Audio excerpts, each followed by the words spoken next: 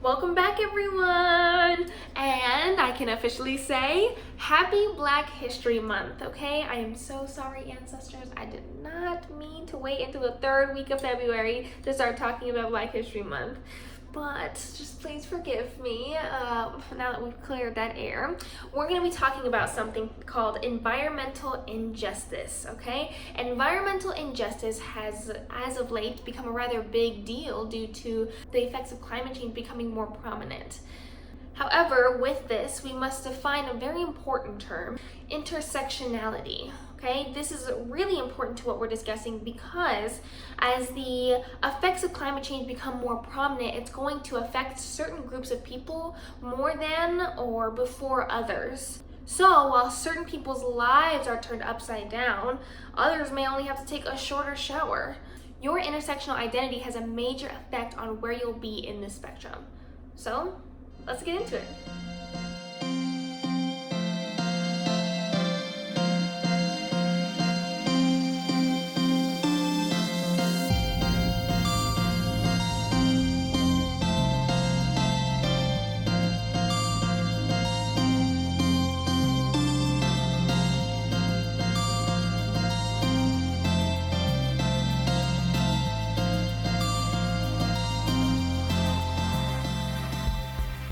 Intersectionality is the overlapping and interconnected nature of social categorizations like race or class.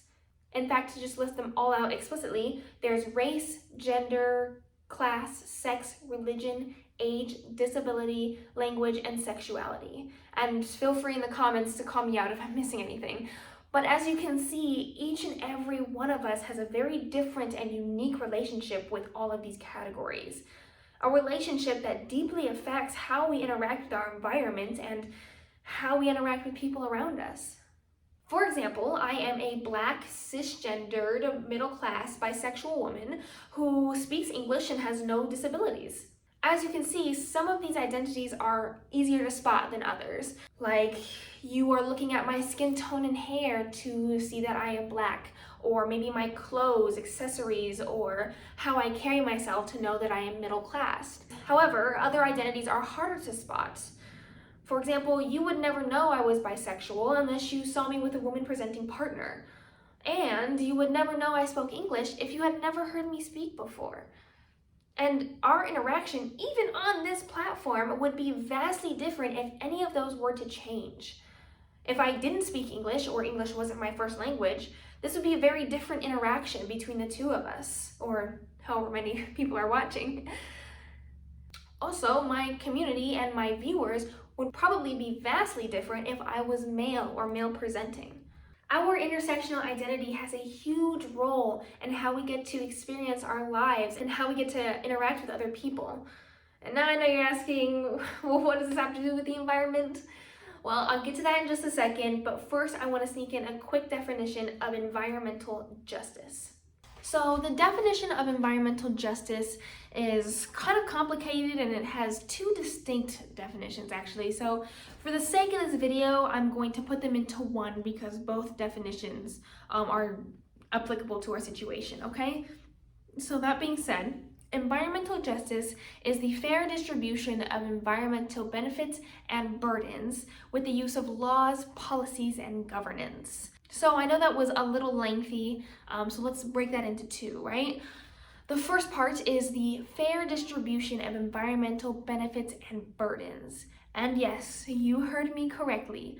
Both benefits and burdens, okay? We're not leaving the burdens to one side of the country or globe and giving the benefit to the rest, okay? The point or the goal of this is so that everyone can take a little bit of the burden so that everyone feels the benefits.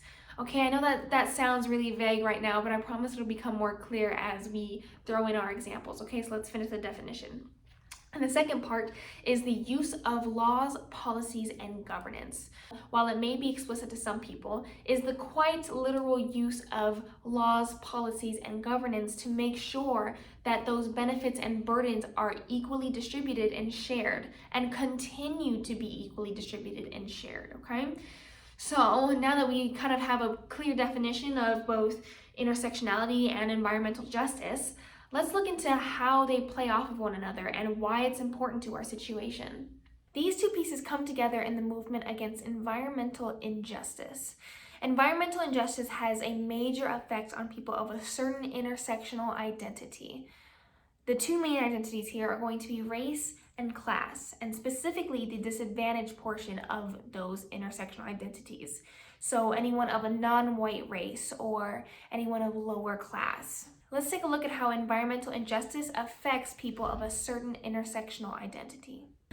So as I hope everyone remembers, there was a recent uprising protest about the burning of the Amazon. And for anybody who doesn't know, in the summer of 2019, the Amazon was lit ablaze and it ended up burning down a large portion of the Amazon.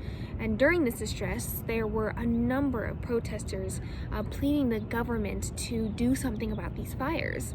However, what the media may have failed to tell you was that the Amazon didn't have a dry season and it didn't have a random raging fire.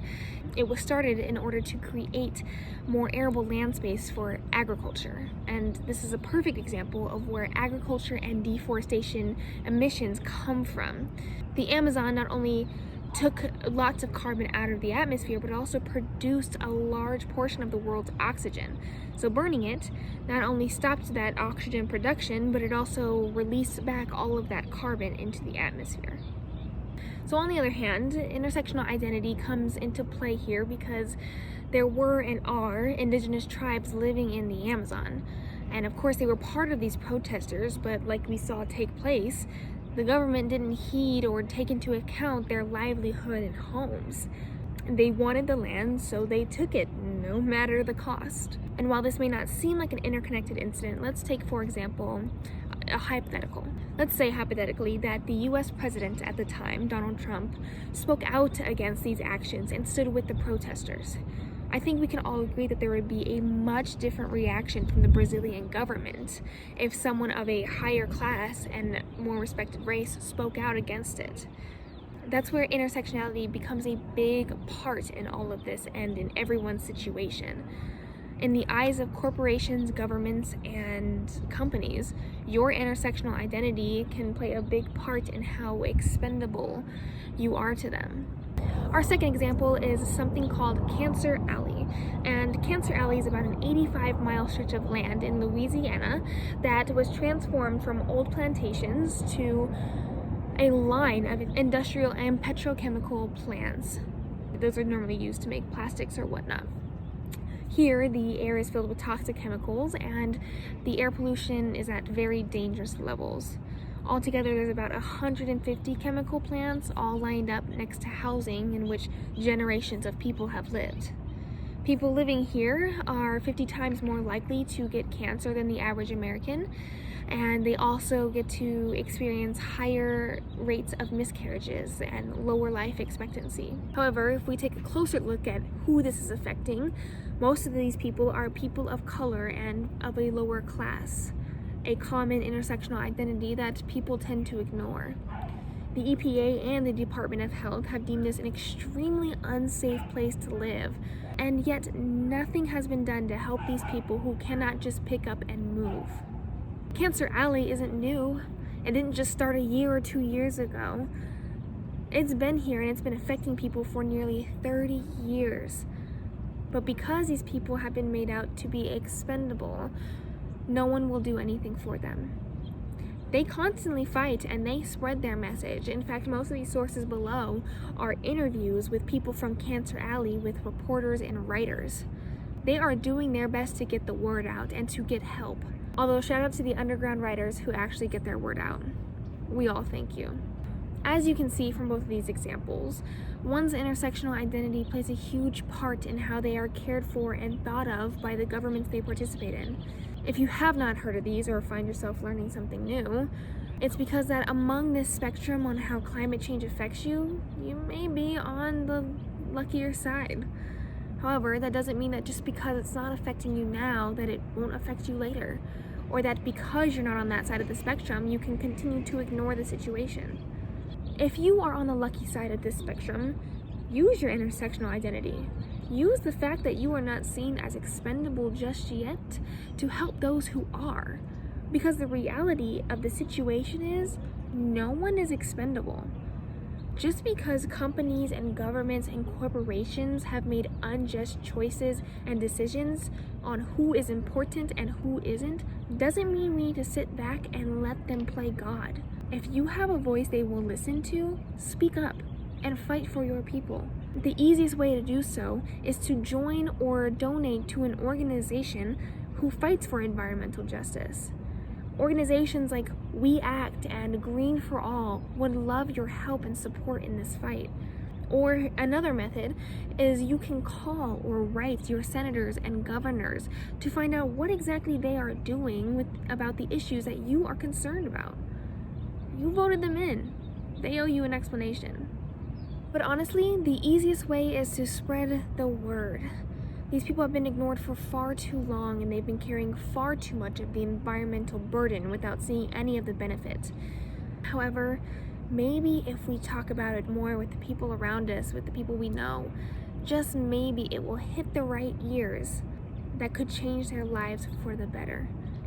There are plenty of methods in which you can help, but it's going to take compassion and drive from those it doesn't directly affect.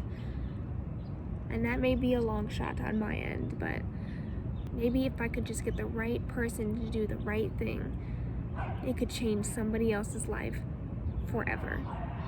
Because for some of us, these issues aren't ignorable. Well, thank you so much for joining me this week. I know that this may have been a deep topic for some people, but I want to thank you for staying and listening and taking it in, because for others, it's all we know. So don't forget to comment down below, maybe if you learned something new, or maybe if you took some action in helping with these issues. I want to thank you one more time for all of your support and compassion, and I hope that you take it into the rest of your day. Don't forget to like and maybe follow my website or Instagram, and I will see you all next week.